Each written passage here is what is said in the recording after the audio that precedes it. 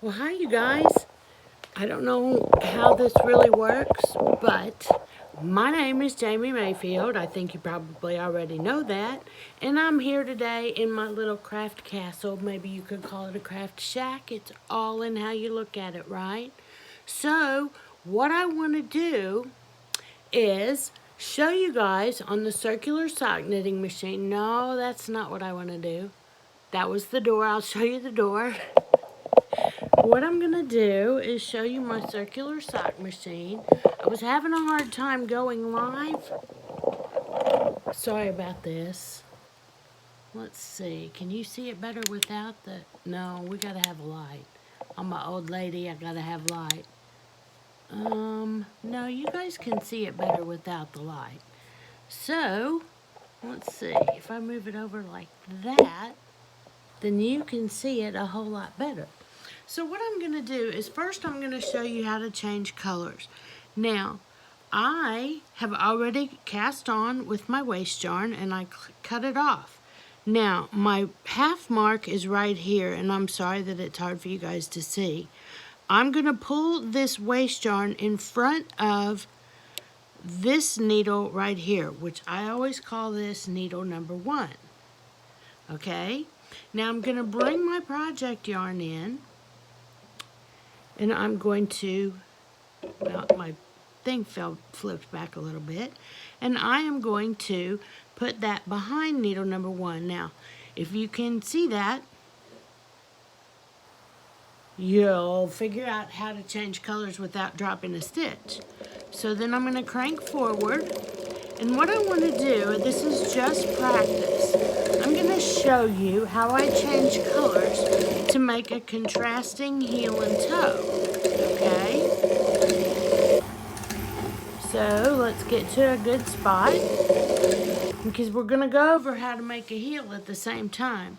But now this is really important. I always will tell you to stop at 6 o'clock, 3 o'clock, 9 o'clock, midnight, okay? Now, I've got this set up to where this is my 6 o'clock position, 3 o'clock, midnight, 9 o'clock. To change colors for a heel and toe, we're going to go over here to 9 o'clock. Okay? Now, my thing wants to back up. They always act up. I am going to raise these needles because sometimes when I change colors to do the heel and toe, I get a little excited and I forget that I'm making a heel because I'm concentrating so hard on changing this color. Now I'm going to clip my yarn right at the mast. Okay? And so I have this big of a tail, or this long of a tail. What do you think? That's about 24 inches? No, I'm just kidding. Now, I'm going to back feed the yarn to make a loop. Then I'm going to crank forward just until that loop is anchored. Now, I want to have about an inch sticking straight up, just like that. And I'm going to crank forward till that loop is anchored.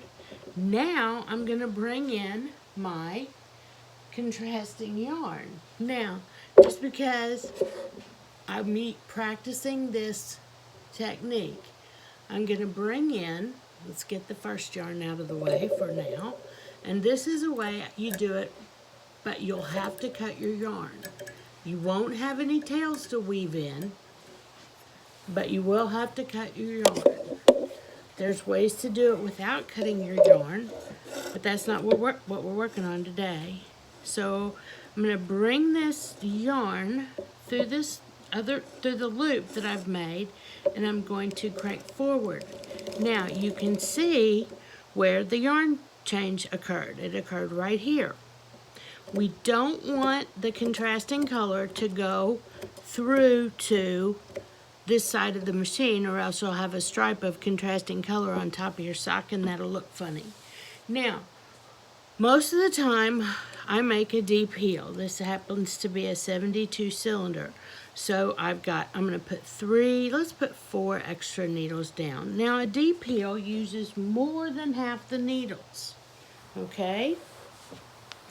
So you're going to want to get your heel forks ready. Unlike me, I was not totally prepared for this project, but I'm never totally prepared. I was a Girl Scout, but not for very long. Okay, maybe I was only a Brownie. So I'm going to go ahead and complete this row. Okay, now I'm going to raise needle number 1 and engage my heel spring. Okay, now my heel spring is not set very taut, so I'm going to give it a little tug, and first thing that happened, the yarn falls down, or the needle butt falls down.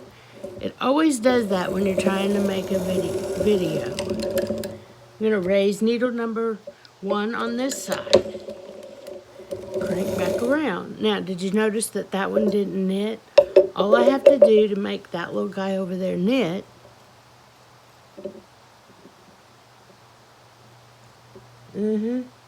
yeah. I don't want my fingers to be in the way of your view. That's why it's taking me a little extra. I just take the stitch that's on the needle and flip it over that yarn that did not knit. Okay. Now, I'm going to raise this next needle, needle number 2. And that one didn't knit again. So you know what that's telling me?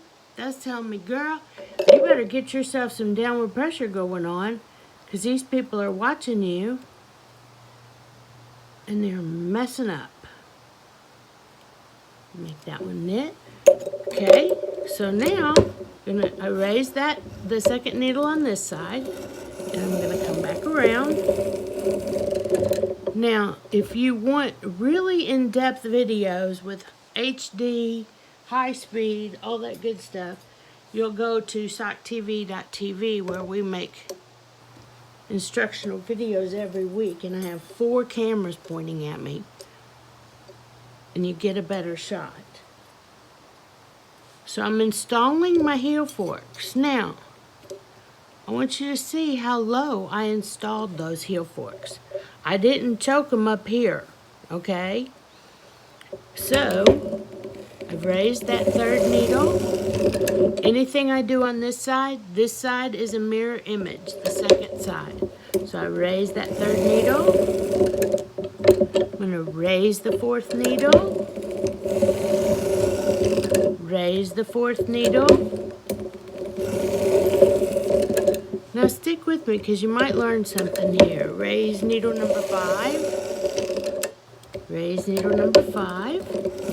I'm going to show you how I make my heel when I'm making my own socks for presents, to sell, whatever. Move my heel forks up just a little bit.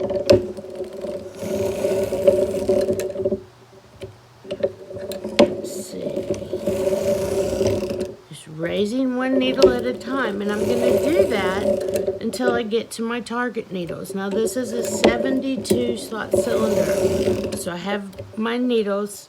It's 12, 12, and 12. Okay? And I have my cylinder marked, but we're going to go ahead and continue counting. So 1, 2, 3, 4, 5, 6, 7, 8. I'm going to raise needle number 9. Raise needle number 9. Now when my stitches start, raise needle 10. When my stitches start to ride up, that's telling me I need to move my heel forks again. Okay? Now with practice, you can do this. It is not that difficult. The key is where you put the downward pressure. Once again, I've stopped counting.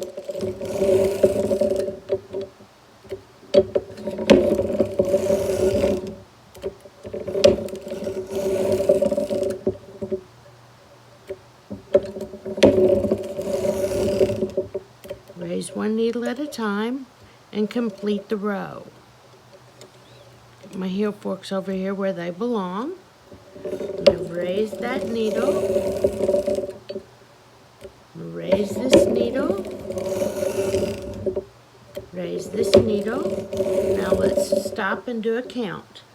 1, 2, 3, 4, 5, 6, 7, 8, 9, 10, 11, 12, 13, 14. I'm going to raise 15 and 16 on this side. Then I'm going to raise 15 and 16 on this side. Now the reason I'm raising and then I'm going to lower these two, once I've got those last increases or decreases done, then I'm going to stack my heel forks under these working needles right here. Now I'm going to lower 15 and 16. Okay, when I push them down, I am pushing them down, but not all the way down. I want the yarn to be behind the latch so that when I come by, it's going to just knit, wrap around that latch and knit. I believe in hand knitting, that's called a wrap and turn. Okay. The reason I did 2 needles on 15 and 16 is to make that edge or that corner just a little more rounded so it's not a square angle.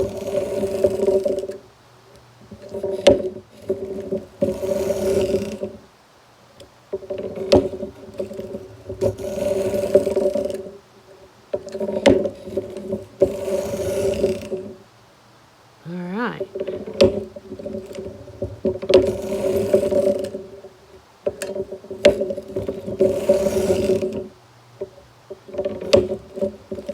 You'll notice, if you watch real close, you'll watch me slow down for these stitches and watch those stitches knit. If they weren't going to knit, I still have time to back up and try it again. Okay?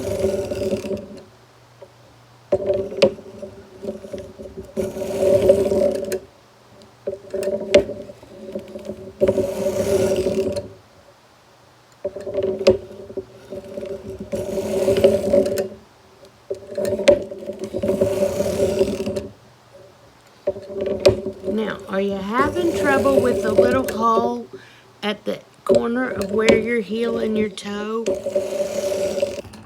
where your heel stops and your foot starts? Sometimes there's a little hole. It's not a dropped stitch. It's just a gap. Now, when I get those, okay, that one needle just wants to fall down right there. When I get those, I call that a vent hole.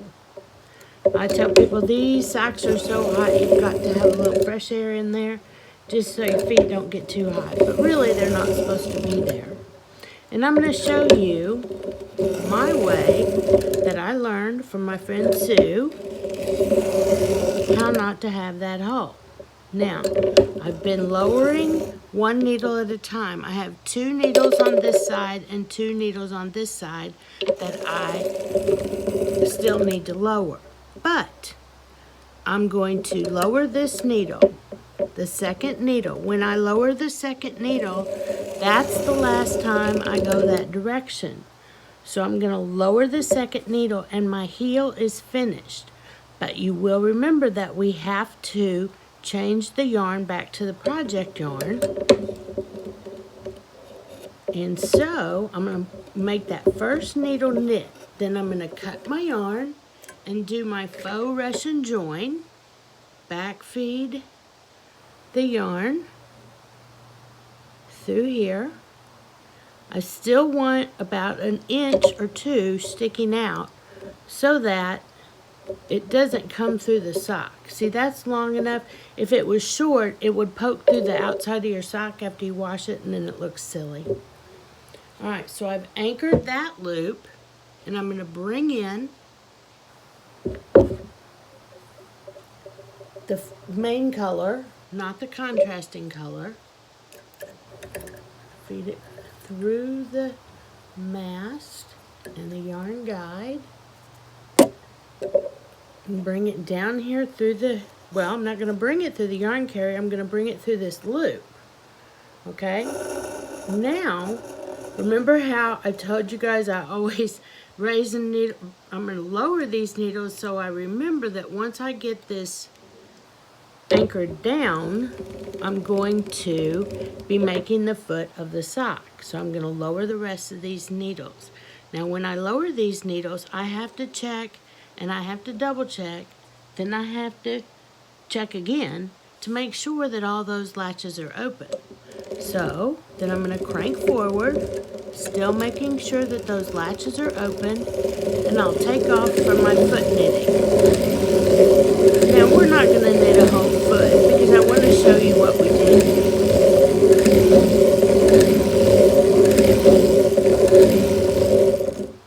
I'm going to cut the yarn, grab the whole project, weights and all, okay? I'm going to crank forward and remove it from the machine. I can set my weights down on the ground so they don't kill me.